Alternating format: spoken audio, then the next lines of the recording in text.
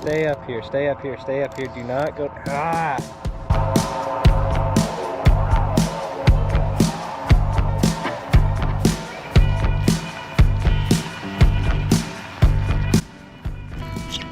Got one.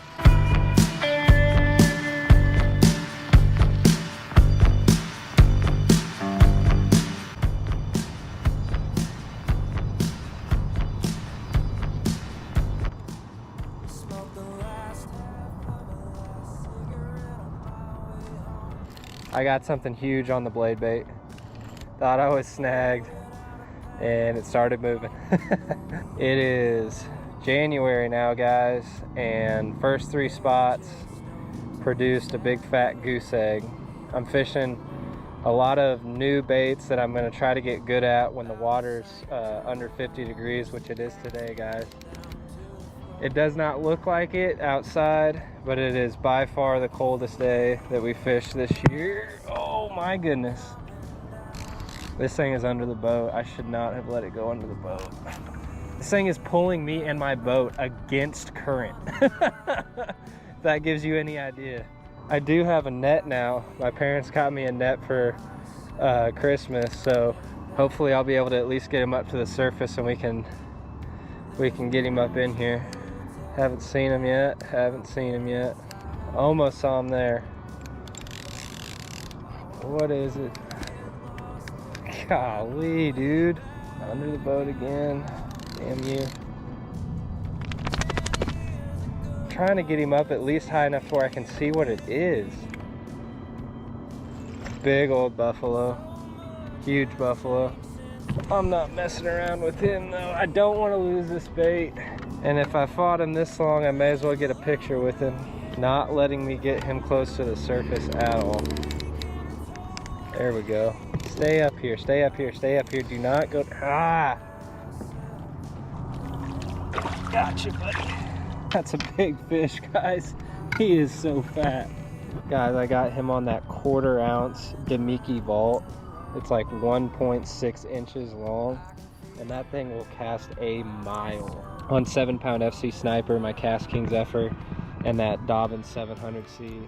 Whatever from here to those warning buoys are, I mean, that's how far of a cast I was making when I got a hold of this thing. Look at the size of that buffalo carp. He is so dense.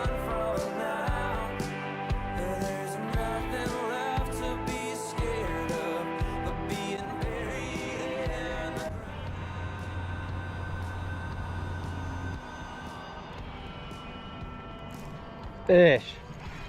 That might be a bass, guys. Very subtle bite. Oh, nope. Big, big white though. That's awesome. I don't really know how many times I've ever caught a white bass really slow hopping something on the bottom like that. That is a nice one too. Let's check his tongue. He might be a hybrid. That's a hybrid. He's got 3 little rough spots on his tongue. And I believe that if that's the case, that it is a hybrid bass. And it would make sense because there's 2 lakes that feed this one that have populations of hybrid bass in there. And I'm close to an area where water from one lake feeds it. So it wouldn't surprise me if they make their way up there.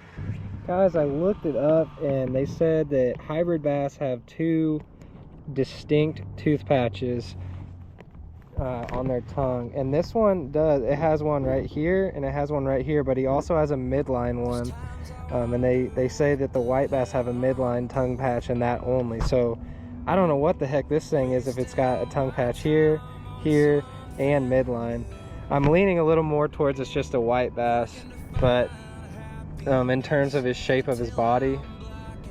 But they say that, you know, a hybrid bass has a deep body, and this thing has a pretty deep body. He doesn't slender out very much at all before you hit his tail. So I don't know. Y'all let me know in the comments. But that was a fun bite. Guys, I was crawling this libero underspin to get this thing to bite. It's pretty big, and he thumped the crap out of it. That's on a Sioux Dark Wolf with 6-pound P line and a Dobbin 740C.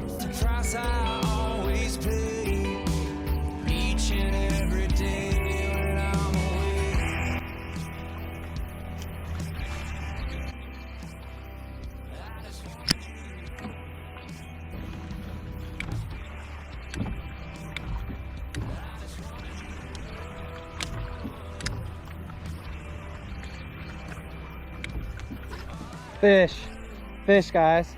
On the mini A-rig. Heck yeah. Dude, it's something big. It's something real big. What do we got? Be a catfish. Be something cool. Be a 10-pound bass. He is not acting like that though. Guys, this Bama rig, I'll tell you about it. It's just got 3 very small 1/16 ounce jig heads on it. I'm still throwing it on a BFS rod, guys, but it's my light action Kestrel rod that's rated up to 5/8 of an ounce, so we're still good. Please go away from the dam. Please go away from the dam. Thank you. Come on, dude, don't go that way. Holy crap, guys, this thing is huge, whatever it is. Good thing we got that net. Ah!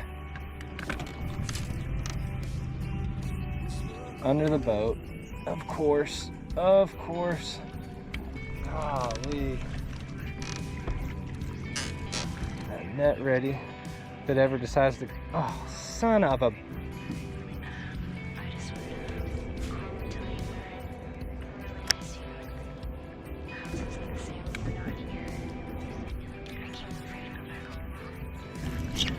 Got one. Heck yeah. I always figure out, that's one way to figure out a little something, guys. That's not a bad little spot either. I'll take him. I got 4-pound line on, so I can't even boat flip him. They're here. It's always frustrating, guys, when you know you're around fish and you just can't get them to eat. I had on a little 3/32 ounce tungsten Kitech spin jig, and I had just fished this exact same spot. Nothing, not even a bite. So what I did, I took something even without a skirt on it. I went to a Moondog Bait Company 1/16 ounce spy jig with a 2-inch Euro Tackle B-Vibe, guys. That is my ultimate desperation bait right there, that little 2-inch B-Vibe. And I wanted just a little bit of extra something to it, so that little spy jig gives it just a little bit more of a disturbance in the water. And it was enough to make this decent spot react. I will take him. It has been a really, really tough day.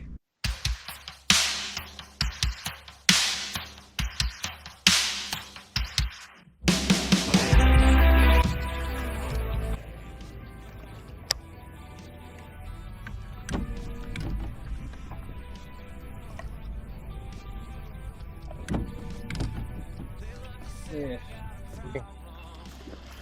Golly, guys. Just got blessed with one more. What a freaking tough day. Yikes. I grinded my freaking butt off from 10 and it's now 3:30. And I've caught 2 bass, a white bass, a massive buffalo carp, and I had a really big buffalo carp, I think. It might have even been a catfish get off on my little A-rig down by the dam. But there's another one. I really like that libero in the cold water, guys. It's just, the bite's just not there today for some reason. Whether or not they haven't fully settled into the winter pattern, who knows, but it has been really, really tough today to get a fish to bite. So I'm grateful for this one. I've been throwing the libero on the 740C Dobbins and the Sioux Dark Wolf with 6-pound P-line just to rip it out there as far as I can and keep bottom contact as long as I can, just kind of like a crankbait. I was editing that video, guys, and I realized that I did not make an outro, probably just because it was such a butt kicking that day and I just wanted to get off the water and get home. But I did catch a few really big fish in terms of like the species and their size. That white bass, or it might have been a hybrid, might have been the highlight of the trip. And I was really happy when I stuck that good spotted bass on that spy jig, because honestly, I feel like if I'd have been throwing that spy jig the entire day, maybe I could have caught a handful of fish. It's just always hard to tell, because normally When the water gets into the 40s, you might get a handful of bites a day, and you just kind of got to be ready for when you get them. And I really wish I could have seen what that fish was that took that little A-rig for a rodeo, because that thing was pulling harder even than the buffalo was. It kind of breaks my heart, because it might have been like a real big catfish. That would have been sweet to have been able to got that into the boat, but I guess it just wasn't meant to be, and he just pulled off right as I was trying to get him up close to the surface to get a look at him. And he didn't take my rig, didn't bend my hooks out, just kind of popped off, so who knows.